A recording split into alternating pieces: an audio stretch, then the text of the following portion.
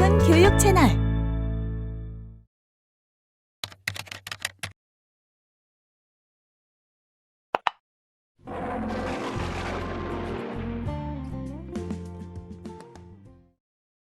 결혼 초기부터 시아버지 흥선대원군과 며느리 민왕후의 사이는 좋지 못했는데 극심한 대결 구도가 형성된 것은 1882년 이모군란 이후부터였습니다.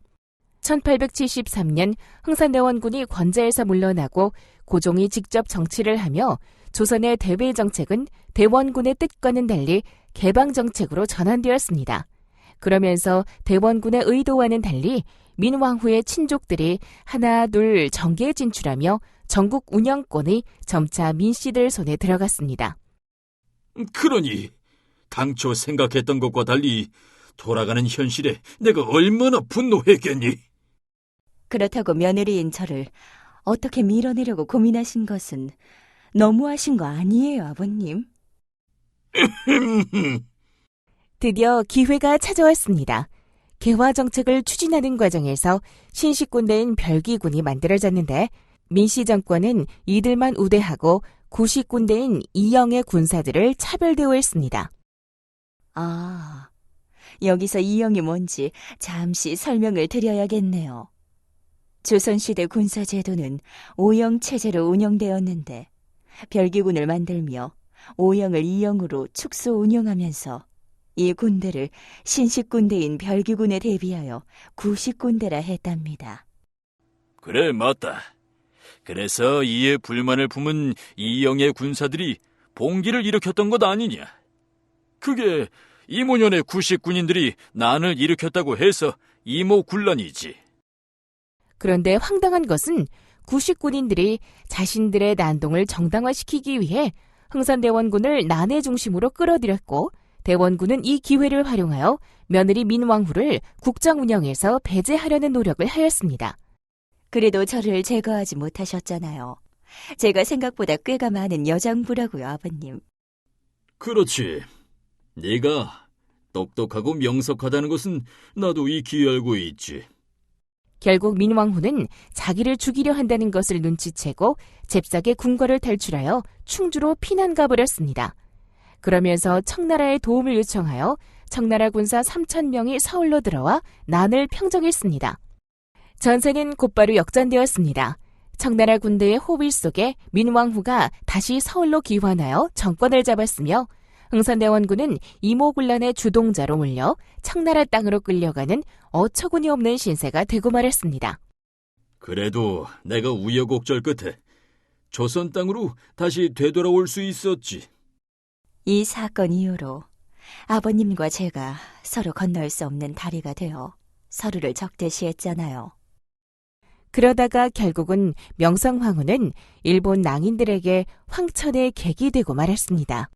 1895년 음력 8월 20일 새벽이었습니다.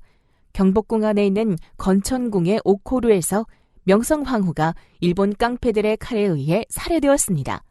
이 사건을 역사는 을미사변이라고 하는데 사건의 주동자는 일본 정부의 지시를 받은 일본 공사 미우라 고로였습니다. 아니, 조선의 궁궐 안에서 조선의 국모가 다른 나라 사람들에게 죽었다고요? 어떻게 해서 이런 일이 발생할 수 있는지 도무지 이해할 수는 없지만 이건 분명한 사실입니다. 1894년에 발생한 청일전쟁에서 일본이 승리를 거둔 이후 조선은 일본의 처분만 바라는 바람 앞의 등불, 즉 풍전등화와 같은 신세가 되고 말았습니다. 그게 싫어서 제가 러시아의 힘을 빌려 일본의 소나기를 벗어나려 했었던 거예요.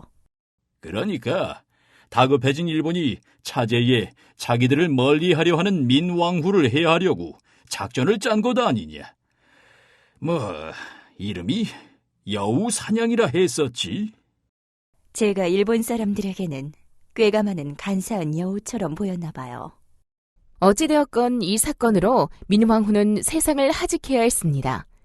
그런데 더 충격적인 것은 일본의 여우사냥 작전에 민왕후의 시아버지인 흥선대원군이 개입되었다는 사실입니다. 며느리가 너무 미웠던 대원군은 일본이 자신에게 정권을 주겠다고 감언이설로 속이자 이에 넘어가 일본 깡패들이 경복궁을 침입할 때 길잡이가 되어 죽었습니다. 잠시 역사 현장으로 다시 한번 가볼까요?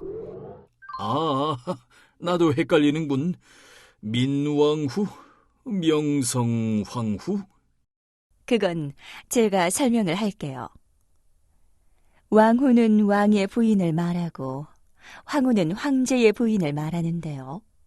우리 역사에서는 왕조 시대 권력의 최고 정점에 있던 지도자를 왕이라 칭했지만 중국에서는 황제라 했고 왕은 황제 아래의 권력자, 즉 제후국의 리더에게 붙여진 칭호였어요. 그런데 언제부터 조선이 황제라고 칭하게 된 거지?